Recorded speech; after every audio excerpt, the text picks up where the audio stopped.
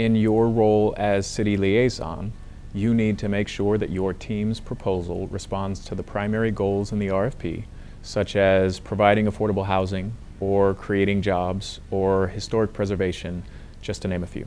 In addition, your team should propose a scheme that will generate sufficient property and sales tax revenue to pay back the city for its upfront subsidy of the land and the incentives they are providing for affordable housing, open space, and community facilities, plus an additional $1.5 million in tax revenue for the city. Groups like QMart, the university, or WeCycle may have political clout. In addition, including their requests in your proposal may or may not help you meet the RFP's goals.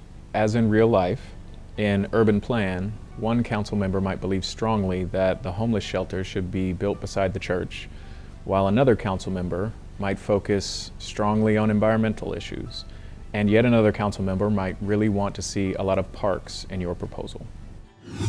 The finance director in the urban plan context needs to be following very closely what the project is on the board. The site plan can be very attractive, the story, the narrative behind the site plan can be very compelling, but if the pro forma, the financial model, doesn't track what's on the board, it's a waste of everybody's time. I would also remember that financing is not the same as accounting, and in that regard, it's more than the numbers. In your capacity as finance director in urban plan, your job is to help the group project the possible. In the urban plan curriculum, the finance director needs to stay focused on the return that's promised to investors. The minimum return of 13.5% is a benchmark. Anything below that represents a lagging project that may not succeed, may not attract the necessary capital to get built. In the real world, oftentimes the rate of return, the amount of money that the investor receives in return on their money, isn't disclosed publicly. In urban plan, we've built it into the program so that it is disclosed publicly in order to serve as a more accurate benchmark of the projected success of a project.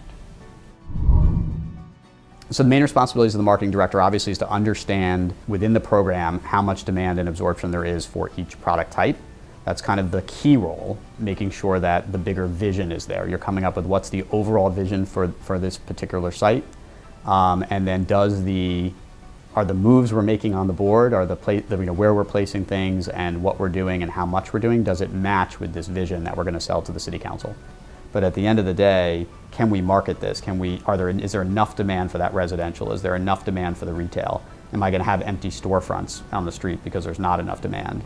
So absorption is how much demand there is for a product in a given year. So for example, based upon past experiences, we may know that you can sell about 18 townhomes in a year, and that's about how much will be absorbed by the market, meaning you delivered 18 new townhomes and there are 18 buyers for those townhomes. And if you deliver 20 townhomes, there's still only going to be 18 buyers, which means you have 2 empty townhomes. You're only absorbing 18 of the 20 you've delivered. And of course, in real estate, the last thing you want is empty space, unsold space, vacant space, because that's not producing revenue. And so the key is making sure that what you're delivering is pretty close to what can be absorbed, or even ideally slightly below it, so that there's more demand for the space that you're delivering. So in urban plan, you have 3 years to fill the buildings. If you try to outperform that market, you're going to get a penalty financially in the model. When you get in front of the city council, you're going to have to defend your decisions. And what's important to think about is, from an adjacency perspective, put yourself in the shoes of a buyer or in the shoes of somebody renting an apartment.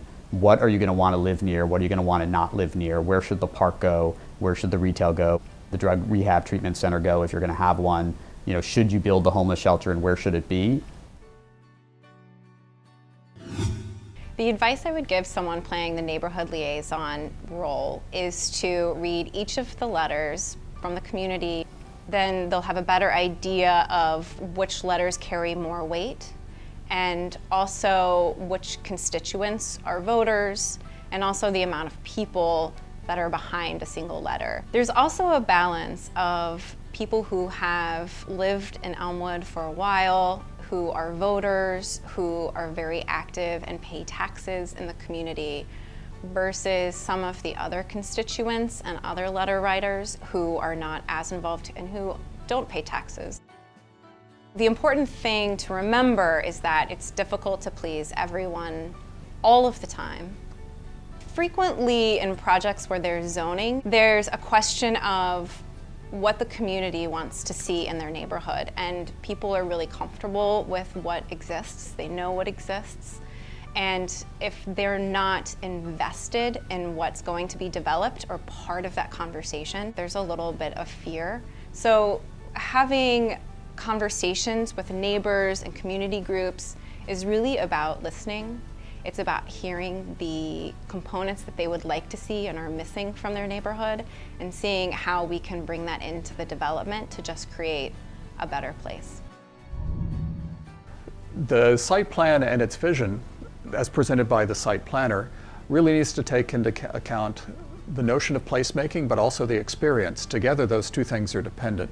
We can make places all day long and create formal environments that look beautiful and produce great drawings, but the experiences that the end users will have there and that you can project in your presentation to the City Council are really critical to making that tangible and believable. Putting yourself in that place and saying, what's it like to walk along 9th Avenue at 5 o'clock in the afternoon, at 8 in the morning, at midday on a Saturday, and imagining how that works. I think it's important to consider land use adjacencies as the site planner. From the point of view of a script, how are you going to describe people using this space? And I think that helps people engaged in this program imagine a 24-hour life to the project. You should be very concerned if your site plan doesn't align with your vision statement, because that suggests that there's some kind of an unresolved issue there.